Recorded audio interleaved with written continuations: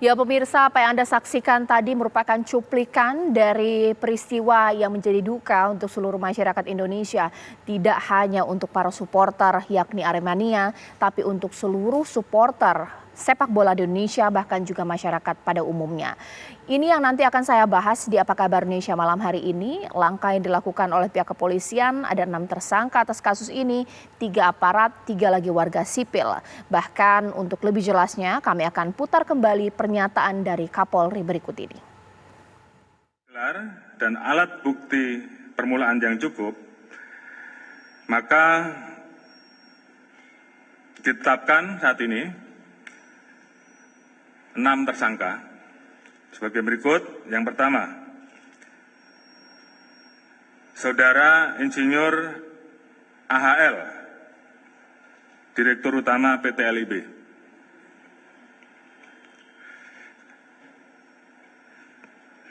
Di mana tadi sudah saya sampaikan, bertanggung jawab untuk memastikan setiap stadion memiliki sertifikasi layak fungsi. Namun pada saat menunjuk stadion LIB, persyaratan layak fungsinya belum dicukupi dan menggunakan hasil verifikasi tahun 2020. Saudara AH, Ketua Panitia Pelaksana Pertandingan. Pasal sangkaan sama, 359 KUHP dan 360. Dan juga pasal 103, junto pasal 52 Undang-Undang RI nomor 11 tahun 2022 tentang keolahragaan,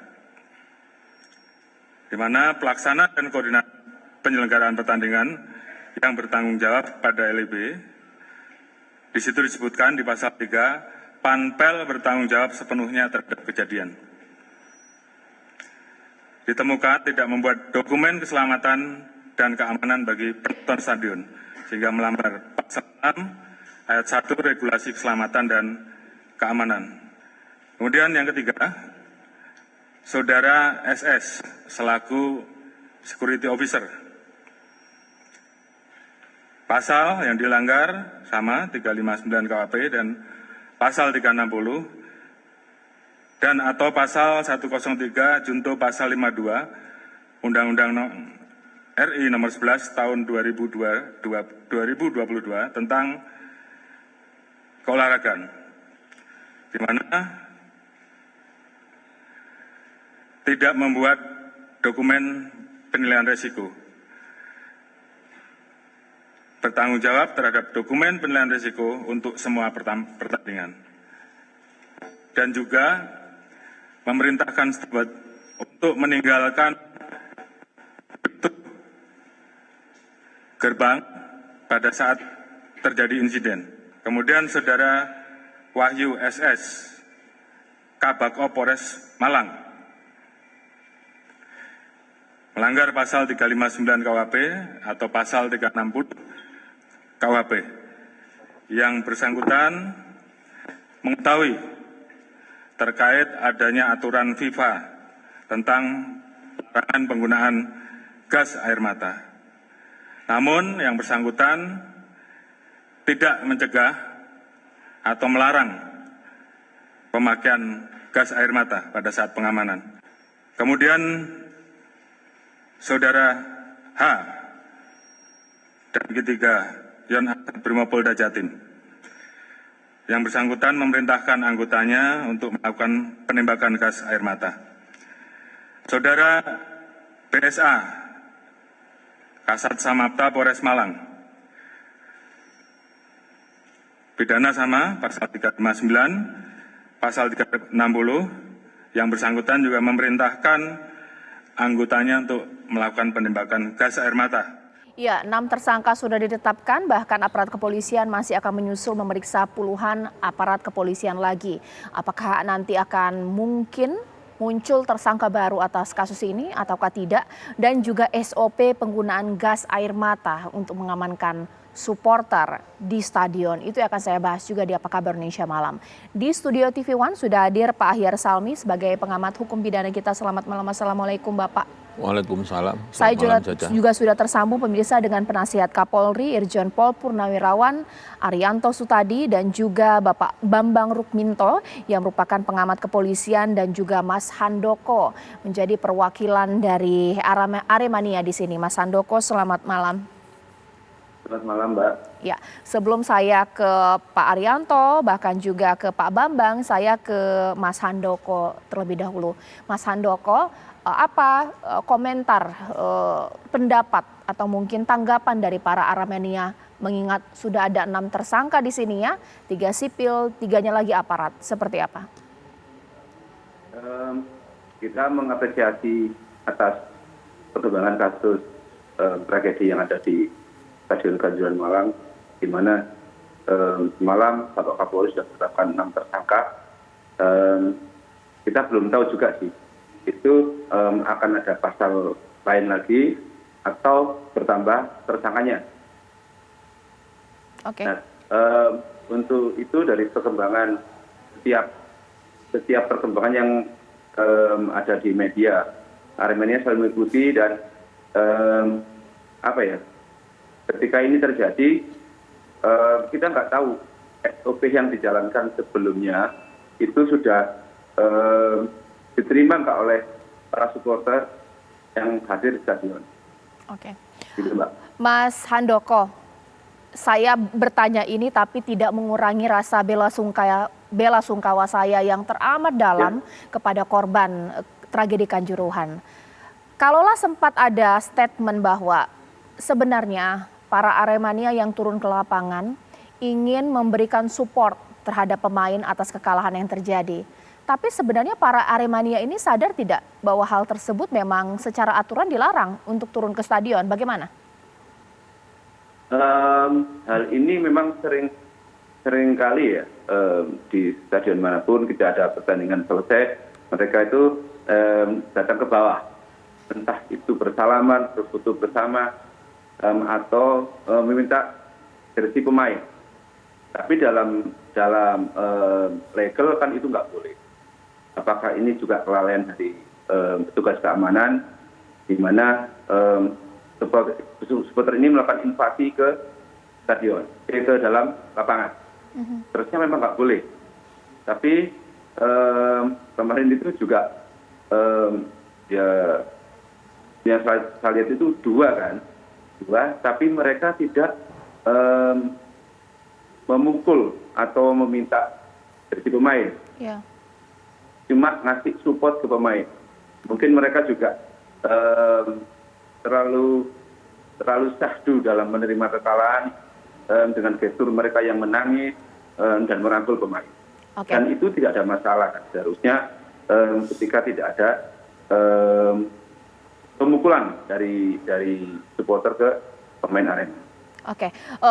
Kalau sempat kita dengar statement juga di awal bahwa aparat menembakkan gas air mata karena para Aremania yang turun ke lapangan itu bersifat anarkis.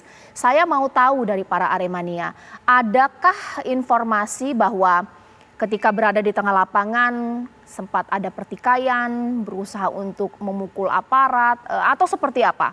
Itu bagaimana kemudian klarifikasinya? Kebetulan saya kan nggak ada di lapangan. Saya mengikuti dari video-video itu. Memang sempat terjadi clash antara petugas keamanan dengan supporter. Ya. Nah, kalau kita lihat dari crowd di stadion itu kerumunan kan pasti mereka melakukan hal-hal imitasi kan. Ketika temannya satu ikut ke bawah, mereka ikut juga gitu loh. Ketika ada yang memukul pasti mereka juga ada yang memukul. Ketika mereka lari pun ada yang banyak yang lari. Oke.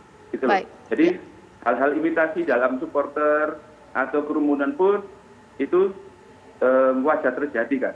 Ya. Tapi kenapa dalam kemarin itu kita nggak tahu juga ya, ketika tugas keamanan tidak menghalau dengan water cannon atau air yang dari truk PMK atau anjing pelacak, biasanya kan ada tuh.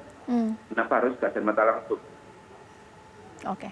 disayangkan penggunaan gas air mata bukan hal lainnya yang mungkin lebih soft gitu ya pendekatannya. Saya tanya kepada Pak Bambang Rukminto, ditahan dulu Mas Handoko, ke Pak Bambang terlebih dahulu. Pak, ini yang kan jadi sorotan ya ketika aparat melihat kondisi para supporter turun ke lapangan, memakai mekanisme untuk pukul mundur mereka, dilalah menggunakan gas air mata. Apakah memang ini SOP yang akan terus dilakukan tanpa memikirkan bahwa untuk skala seperti ini janganlah gas air mata, pakai water cannon atau mungkin pukul mundur dengan cara lain. Ini bagaimana Pak Bambang? Ya, mungkin kalau saya melihat dari video-video yang beredar terkait insiden itu memang ini kan ada kegagapan para aparat keamanan dalam menyikapi bagaimana fanatisme supporter gitu. Mereka tidak memahami bagaimana psikologi massa gitu loh. Makanya kalau kemudian terjadi kericuan, terus kemudian mereka pun overreaktif dan tindakan-tindakannya malah arogan, eksesif dengan mengejar. Seharusnya dalam SOP dalam peraturan Kapolri terkait penanganan huru-hara itu harus pasukan harus dalam formasi, tidak boleh keluar, tidak boleh mengejar, tapi cukup mengamankan para pembuat onar atau yang membuat para provokator yang melakukan aksi-aksi yang tidak diinginkan seperti itu. Okay. Hanya saja memang saya melihat kalau terkait dengan penggunaan gas air mata misalnya, memang ini kan sangat rancu sekali antara peraturan FIFA dengan peraturan Kapolri. Peraturan Kapolri yang kita tahu ini adalah karena kepolisian ini adalah domain public security, mereka menggunakan ini wilayahnya adalah di area-area publik.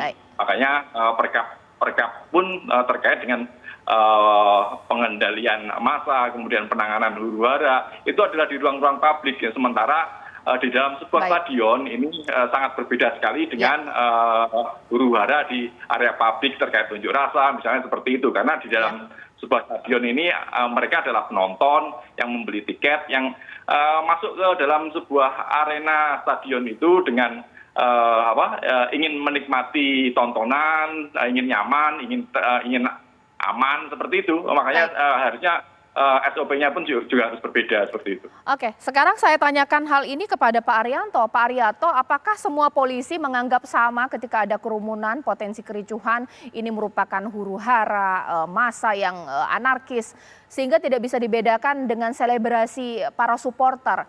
Pak Bambang mengatakan overreaktif, represif, dan lain-lain. Pak Arianto. Baik, terima kasih. Saya pertama kali ingin mengucapkan bela sungkawa yang sedalam-dalamnya kepada masyarakat Malang. Di mata saya ini adalah tragedi yang sangat mengharukan dan yang meninggal itu adalah korban-korban daripada orang yang biadab yang menskenariokan kasus ini bisa terjadi. Jadi saya kemarin itu tidak menganggap bahwa itu karena kebrutalan polisi, karena kesalahan polisi bertindak, saya tidak. Saya hanya melihat yang kemarin yang meninggal banyak itu adalah justru orang yang kejepit di himpit-himpitan di pintu yang mau keluar, di mana pintu itu ditutup, dan kemudian ada penembakan gas air mata ke tribun. Itu saya nggak habis pikir, menurut pandangan saya sebagai polisi udah lama sekali. Anggota itu tahu bahwa gas air mata itu hanya bisa ditembakkan di tempat yang terbuka, dan kalau menembakkan itu pun harus takut nanti jangan sampai kena teman sendiri gitu. Jadi harusnya berhati-hati itu. Nah kemarin kenapa kok kemudian ditembakkan di tempat tribun, di mana di situ kan tempat orang yang duduk-duduk yang bukan brutal kan. Kalau yang dikenakan pada yang orang yang brutal di lapangan mungkin masih bisa diterima. Tetapi kemarin kan itu di tempat yang justru yang tertutup ditembakkan dan pintu ditutup. Itu suatu koinsiden itu pasti dibikin oleh orang lain yang ingin bikin rusuh gitu. Makanya itu penembakan gas air mata kemarin itu, saya tidak memperbedakan itu sesuai dengan SOP apa tidak. Yang jelas itu keliru. Walaupun itu sesuai dengan SOP tapi keliru. Karena di dalam penggunaan senjata api itu ada batasan. Saya bikin peraturan mengenai bagaimana menggunakan penegakan hukum dengan HAM. Gitu. Senjata polisi itu dipakai tidak boleh membahayakan dan mencelakakan anggota. Hanya untuk melumpuhkan atau untuk menghentikan. Jadi kemarin itu tembakan itu ke situ saya nggak habis pikir kok sampai bisa begitu itu. Inilah yang mestinya didalami gitu ya. Kenapa kok mereka bisa menembakkan itu? Apakah itu karena ketidaktahuan atau ada sesuatu yang disuruh orang lain atau bagaimana? Nah, yang jelas yang kedua mengenai penutupan pintu itu.